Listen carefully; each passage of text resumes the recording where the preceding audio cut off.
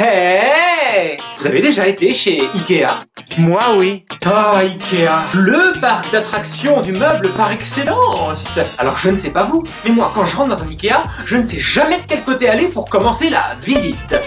Il y a des escaliers qui montent, il y en a qui descendent, il y a des escalators, il y a des ascenseurs, il y a des caisses en face, il y a un restaurant, et surtout plein de gens. Alors... Elle est où l'entrée?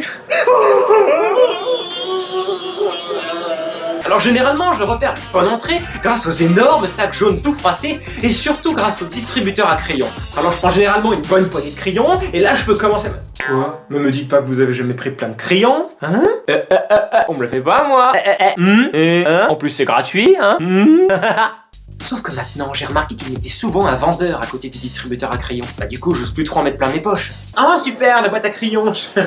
Bonjour madame. Moi j'en prenais un. Juste un, oui.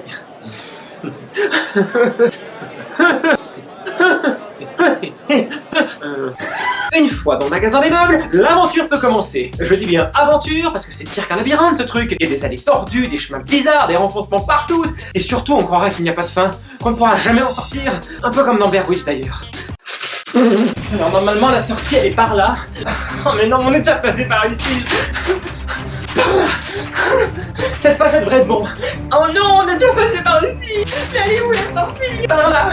Normalement c'est bon là. On va jamais s'en sortir, on trouvera jamais la sortie. En plus on a presque plus d'eau, on va tous mourir, tous. Le pire c'est que c'est fait exprès. J'ai vu un documentaire dans lequel un gérant d'Ikea expliquait toutes les stratégies mises en place pour perdre le client dans le magasin. Eh bien bonjour, moi je suis responsable de l'aménagement intérieur des magasins Ikea. Si vous voulez, l'objectif principal pour nous, c'est de perdre le client. Voilà, nous voulons que chaque client qui rentre reste au moins 1 heure, 2 heures, voire 3 heures dans le magasin à tourner en rond, à chercher la sortie. Pourquoi? Eh bien tout simplement parce que s'il se perd, il va se fatiguer. S'il se fatigue, il va tester les lits et les canapés, les trouver confortables et les acheter. Bien sûr, il faut perdre le client, mais lui indiquer quand même le chemin pour les caisses. On ne veut pas le perdre au niveau des caisses. L'intérêt aussi de perdre le client, c'est qu'il se déshydrate et qu'il s'affame. Donc, en sortant du magasin, il tombe sur quoi? Le restaurant Ikea. Alors, je tiens à démentir toutes les rumeurs concernant la présence d'excréments dans les gâteaux au chocolat. Non, c'est fini. Maintenant, c'est dans les gâteaux à la vanille. Bon par contre, c'est vrai que c'est rigolo de visiter tous ces petits appartements où tout est extrêmement bien rangé, bien aménagé. Sauf que je me demande quand même, ils sont pas un peu bizarres ceux qui vivent là? Pourquoi ils laissent les étiquettes sur chacun de leurs meubles et accessoires? Je sais pas. Et moi je suis comme un gamin, j'essaye tous les meubles. Et pour une raison encore inexpliquée, tout est beaucoup plus drôle chez Ikea. À la maison. Chez Ikea. Hey. La maison.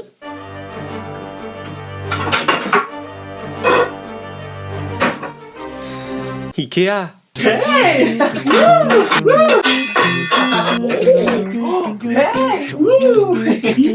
Oh. Maison. Yeah. Hey.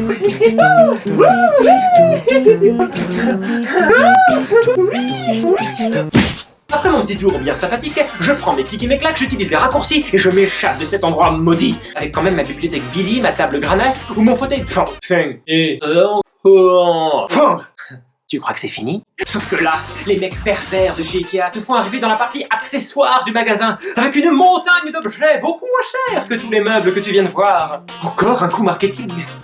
Eh bien oui, ce que vous venez de dire est tout à fait vrai, puisque le client qui est déçu de ne pas avoir acheté de meubles, il va se retrouver au niveau accessoire. Il va trouver quoi? Eh bien des petites bougies à 5 €, des couverts à 10 €, une petite poignée en silicone pour les plats chauds à 15 €. Eh bien nous, ce que nous voulons, c'est que le client achète ces objets. Nous faisons pour ça plein d'objets colorés et merveilleux, inutiles mais colorés, qui attirent le regard, vous comprenez? Les pailles, les petites pinces pour fermer les paquets de chips, eh bien tout ça, et les bougies. Mais oui, bien sûr, les bougies, nous avons triplé notre rayon bougies en l'espace de 2 ans, vous vous rendez compte?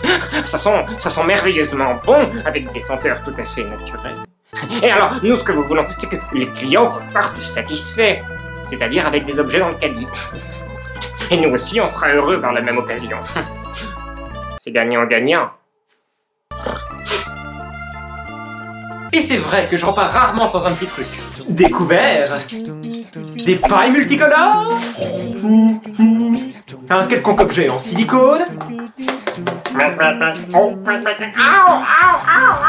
Une bassine. Oh. Oh, une bougie parfumée. Oh, les bougies parfumées de chez Ikea. Oh, les bougies. Il y a plein de poussière. Après les caisses, ça continue avec le restaurant. Et ces plats aux noms aussi étranges que leur composition. On se souvient tous des boulettes à viande de cheval ou des gâteaux au chocolat et au caca. Caca. Personnellement, je zappe le restaurant et je rentre le plus vite possible à la maison sans jamais me retourner sur cet endroit maudit. Jamais. Nunca. Nunca. Puis vient le moment de monter son meuble, en espérant que toutes les vis soient dans le paquet, et avec l'aide du petit bonhomme Ikea. Vous l'avez vu avec son air content et satisfait. Il nous nargue, littéralement, pendant que nous on galère à monter nos meubles. Bon, il faut dire que les meubles se montent généralement facilement, et que c'est d'assez bonne qualité pour le prix. Récemment, j'ai monté cette table, et je vous avoue que je ne suis pas peu fier du résultat. Non, arrêtez, non mais... Arrêtez, voyons. Bon, ok, allez-y. Oh. Sauf que les pieds étaient droits sur la photo du catalogue. Et vous, ça vous arrive d'aller chez Ikea? Racontez-moi vos aventures dans les commentaires. On se retrouve bientôt dans une prochaine vidéo. D'ici là, n'oubliez pas de liker, commenter, partager et surtout de vous abonner. Bye. Coucou, c'est moi. Et bien maintenant je suis là pour t'expliquer quoi faire après la vidéo. Si tu veux voir une autre vidéo, clique sur le lien. Si tu veux t'abonner, clique sur s'abonner. Si tu veux déjà, je t'aime déjà.